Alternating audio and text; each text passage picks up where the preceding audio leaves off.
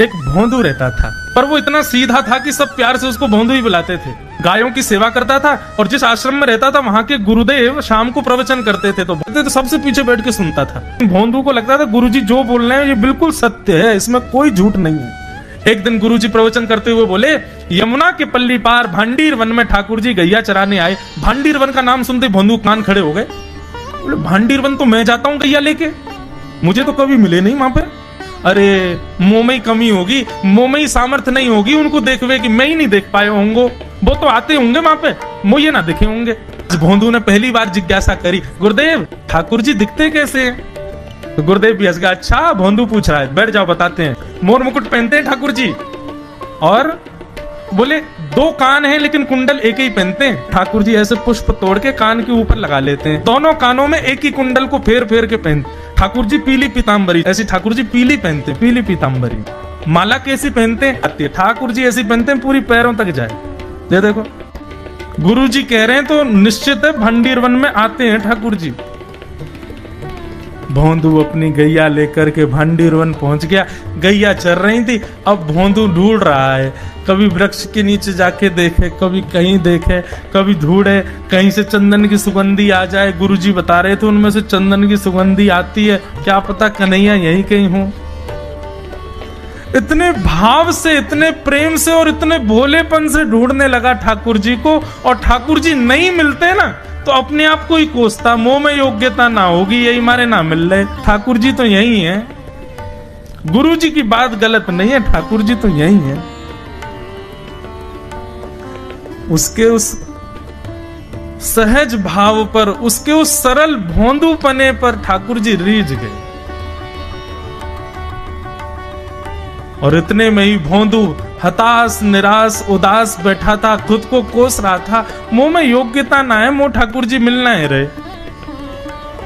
इतने में ही देखा सामने से असंख्य गायों का झुंड आ रहा है, और भोंदू ने जैसे उन गायों को देखा, ऐसी गाय कभी देखी नहीं, अलग गाय, सींग चमक रहे हैं, सींगों के ऊपर के भाग में सोने चांदी मड़े हुए हैं, ऐसी ऐसी सुंदर सुंदर तंदुरुस्त गैया।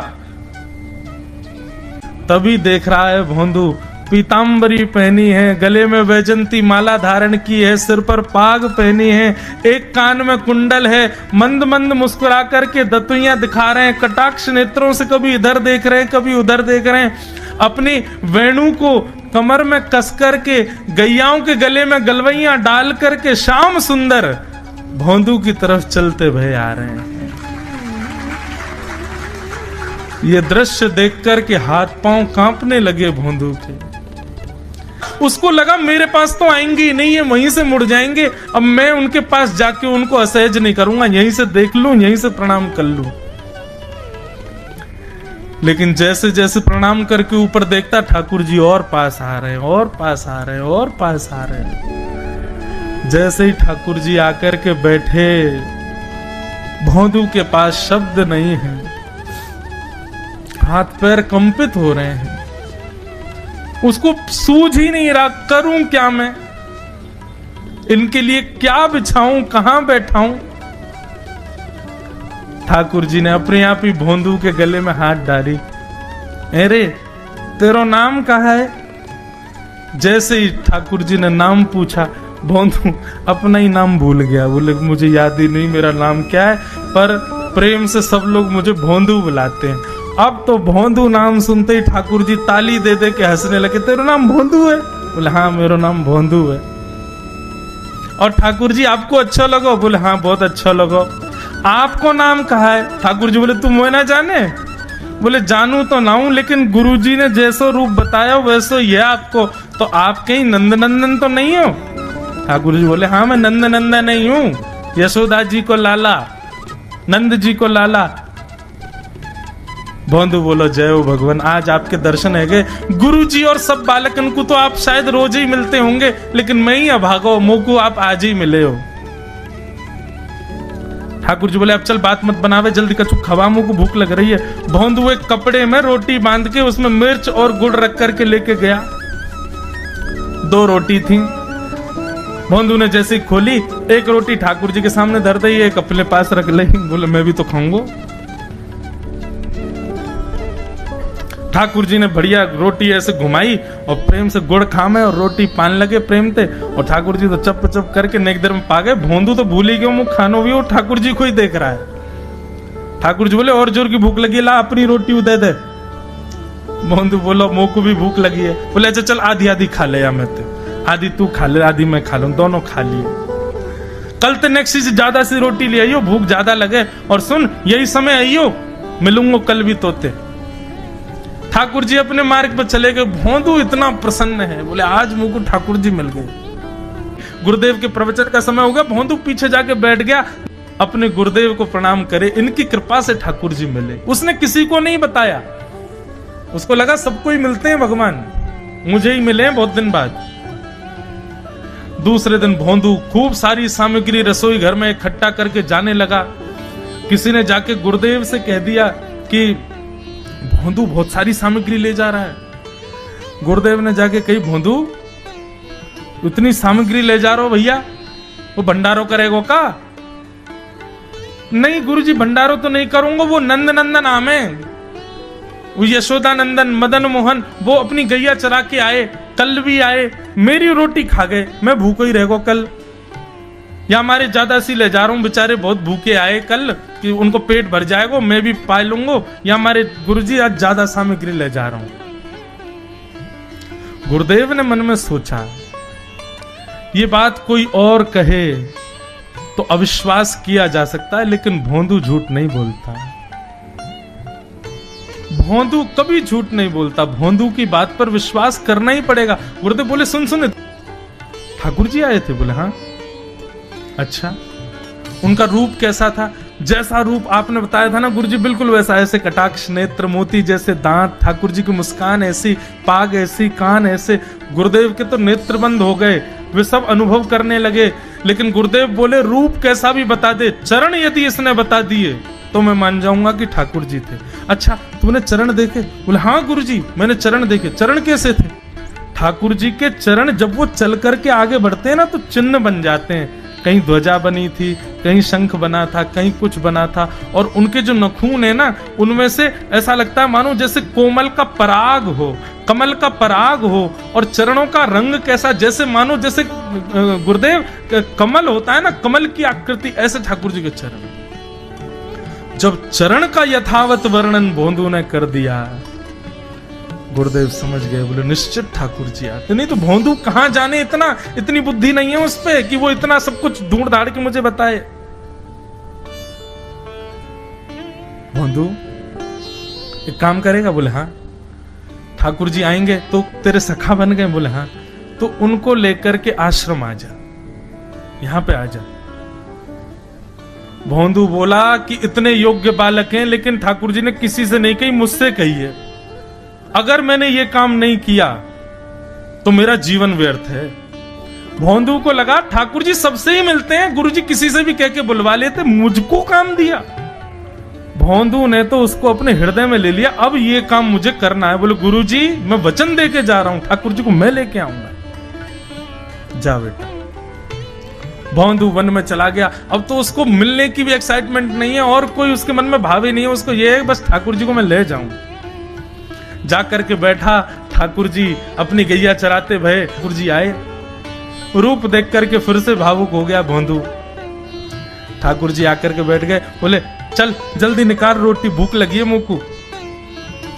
भोंदू सजाता जा रहा है थाली, ठाकुर जी को देता जा रहा है। बोले जय जय, एक प्रार्थना करूं? बोले करो। आप मेरे संग मेरे सखाओ ना आप? बोले हाँ तेरो सखाऊं तो मेरी बात मानोगे? बोले कहा, आप मेरे संग आश्रम चलो गुरु जी के पास। ठाकुर जी रोटी पाते जा रहे, ठाकुर जी ने अनसुनी कर दी बात। बोले जय जय कछु कहो ना, आप चलोगे ना? ठाकुर जी बोले हम तेरे सखा हैं, तेरे गुरु जी के सखा नहीं है। तू मोते मिल, तू मेरे संग खा, तू मेरे संग रहे, तू कछु कर, तो कुछ सब अधिकार है, लेकिन ये हम गुरु जी ते मिल बातें मिल ये सब हम नहीं करेंगे। हम बस तेरे सखाएं तो ये जाने और कोई ये ना जाने। ए जय जय ऐसे मत कहो ना, वे नहीं बताते तो मैं तो आपको देख ही नहीं पाता, मैं तो आपको जानता ही ना हूं। उनने ही तो मुझको बताई कि आप भांडीर बनाते हो, आपका रूप ऐसा है। उनने कृपा करके मुंह को आपसे मिलवायो, वही हमारी मित्रता के मूल आधार है, उनसे तो मिलवे चलो ना। ठाकुर जी बोले देख ज्यादा जिद मत करे, हमने तो उसे एक बार कह दी हम नहीं जाएंगे नहीं जाएंगे नहीं जाएंगे। ठाकुर जी रोटी पा रहे थे तो भोंदू ने हाथ से रोटी और छनाई, बोले ये भी दो, ये भी गुरु जी की है, लाओ ये मिर्च गुड़ सब दो, ये सब गुरु जी को, ये भी मत खाओ। और सुनो, यदि हमारे गुरु जी से आपको प्रेम नहीं है तो हमको आपसे प्रेम नहीं है। कल ते अपनी गैयान को लेकर कहीं और चरावे जाओ, होंगे तुम नंदन अपने गांव के, मेरे गुरु जी के पास नहीं जाओगे। और सुनो, ये मुंह में जो रोटी रखी जाओ को उगल ले आओ, ये भी गुरु जी की रसोई में बनी है, हमारे गुरु जी से नहीं मिलेंगे। ठाकुर जी बोले अरे भोंदू ने रुक तो, नहीं नहीं नहीं अब तो मैं सुनूंगा ही नहीं, आपने ऐसे कैसे कह दी नहीं जाएंगे, 3 बार नहीं जाएंगे नहीं जाएंगे। और ये भांडीरवन मेरो है, मैं यहाँ गैया चरावे आऊं, कल से अगर तुम और तुम्हारी गैया दिख गई मुंह को तो तुम्हारी गैयान को लेके मैं चलो जाऊंगा आश्रम, फिर तुम्हारी मैया बाबा तुमको मारेंगे। ठाकुर जी बोले अरे भोंदू इतना नाराज? बोले यदि मुझसे मित्रता रखनी है तो मुंह को वचन देना पड़ेगा कि आप आश्रम चलोगे, और अगर आपने फिर से नहीं कही तो मैं जा रहा हूं वापस, और कभी आपको मुख नहीं देखूंगा, अपना मुख नहीं दिखाऊंगा। ठाकुर जी बोले इस मुख को देखने के लिए या संग के लिए लोग पता हो तो कितनी तपस्या करें। बोले जो तपस्या करें उनको मुबारक, तुम मुंह को ना चाहिए, मुंह ना मिलनो तुमते, मुंह कोई गरज ना पड़ रही तुमते, आज तक नहीं मिले कल ही तो मिले हो मोते, वो भी गुरुदेव की कृपा से मिले हो, जाओ मत मिलियो, मुझे ना चाहिए तुम। ठाकुर जी बोले मैं तो ना जाऊंगा, मैं तो तेरे पास ही रहूंगा। बोले तुम मत जाओ, मैं जा रहा हूं। कि जाने लगा वापस। भोंदू, ठाकुर जी पुकार रहे हैं भोंदू को, मानो जैसे त्रिलोकी लेके जा रहा है वो ठाकुर जी की, जैसे मानो पूरा ऐश्वर्य ठाकुर जी का ले जा रहा हो। अरे भोंदू ने रुक तो जा। भोंदू बोला अपना मुख भी नहीं दिखाऊंगा यदि आप नहीं चलोगे तो। भोंदू थोड़ी दूर गया, ठाकुर जी को लगी वापस आ जाएगा, थोड़ी और दूर गया, लगा अब आ जाएगा, लेकिन जब भोंदू दिखना बंद हो गया हमारे ठाकुर जी विचलित हो गए, दौड़े भोंदू की तरफ। ठाकुर जी दौड़ करके गए और जाकर के भोंदू के पित्ती पे चढ़ गए। बोले ले चल अपने गुरुदेव के पास, चलूंगा तू जहां कहेगो, लेकिन तो दूर नहीं जान दूंगा। और भोंदू ठाकुर जी को ऐसे ऊपर चढ़ा करके आश्रम जा रहा है। गुरुदेव आकर के खड़े हो गए और मन में बस विचार कर रहे थे, हाथ पांव कांप रहे थे। बोले ठाकुर जी आएंगे कि नहीं। इतने में ही भोंदू आया और तभी देखा भोंदू की पिद्दी पर ठाकुर जी टंगे भय आ रहे हैं। आज गुरुदेव ने जाकर के पहले भोंदू को प्रणाम किया, बोले जय हो, धन्य है। इतनी तपस्या की, इतना भजन किया, घर परिवार त्याग दिया, वैराग्य त्याग सब हमारे जीवन में, तब भी ठाकुर जी नहीं मिले। लेकिन वारे भोंदू, तेरी सरलता, तेरी सहजता, तेरा ये निर्मल भाव कि ठाकुर जी तेरे अधीन होके यहाँ आश्रम तक चले आए। गोवर्धन की एक सखी तो कथा में सुनकर के गई कि ठाकुर जी तो गोपीन के घर माखन चुरावे जामे। कथा सुनकर के वाक्य मन में भाव आई, मैं हूं ऐसो मक्खन निकारूंगी, ठाकुर जी मेरे घर चोरी करवे आमे। अभी की बात है, इसी कलिकाल में। अब मक्खन निकाल लियो, निकाल करके माने मटका में मक्खन सजा लियो, और वाकई मन में आई कि ठाकुर जी को कैसे पता चले कि मैंने मक्खन निकालो है। तो दर्शनार्थी दर्शन करने जाते थे, उन्हीं दर्शनार्थियों में मक्खन लेके जाती। तो सब तो सामग्री मंदिर में चढ़ा देते, वो चढ़ाती नहीं, पीछे खड़े होकर के वहीं से मक्खन के पात्र को ठाकुर जी को दिखाती, और ठाकुर जी को दिखा कहती, धोरी गैया के दूध सो बढ़िया रात में जमाए करके मैंने दही निकारो, वह दही से ऐसा बढ़िया मक्खन निकारो लाला, लेकिन ये मैं तो दे के ना जाऊंगी, अपने घर में छीका पे लटकाए के रखूंगी, तेरी इच्छा होए तो चोरी करवे आ जाइयो। श्रीनाथ जी के मंदिर में जाके ठाकुर जी को लोभ देती है। सखी ने मक्खन ऐसे ठाकुर जी को दिखाया, और लाला मेरे घर चोरी करवे आ जा, ऐसा बढ़िया मक्खन है। और वहां ने सब बता दियो, मंदिर से निकल के सीधे जाओगे, पोखर ते दाएं मुड़ जाइयो, वहां से बाएं मुड़ जाइयो, वहां सीधे आइयो, मई मेरो घर है। और मैं घर के सब लोग सो जामे रात्रि में, तब आए जाइयो, चुपचाप चोरी करके जाइयो। लाला मैं बस इतना देखना चाहूं, सुबह उठूं तो मेरो मटका, मेरे मटका को मक्खन खत्म है गयो, मैं वही से प्रसन्न रह जाऊंगी कि लाला आयो। मुझे इच्छा ना है कि मैं तेरो दर्शन करूं, मैं तो पकड़ूं, मेरो मन बस ये कि मैं जो सामग्री बनाऊं तुम पाके चले जाओ। एक दिन निकल गया, ठाकुर जी नहीं आए। रोज सुबह सखी उठती है और मटकी उतार करके देखती है, मक्खन तो ज्यों को त्यों रखा।